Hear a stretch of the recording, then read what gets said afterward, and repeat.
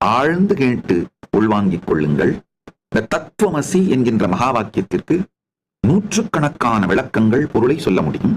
உங்களுக்கு அடிப்படையாக தெரிந்து கொண்டே ஆக வேண்டிய தேவையான இந்த ஞான ரசவாத நிகழ்வு நிகழ்வதற்கான விளக்கத்தை அளிக்கின்றேன், கேளுங்கள்.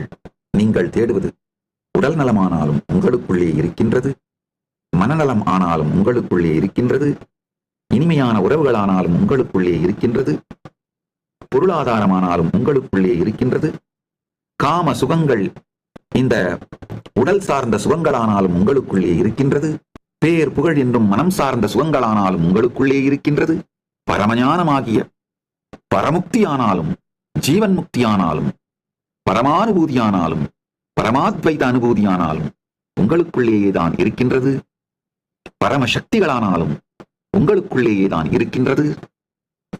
எதை நீங்கள் தேடினாலும் அது நீங்களே.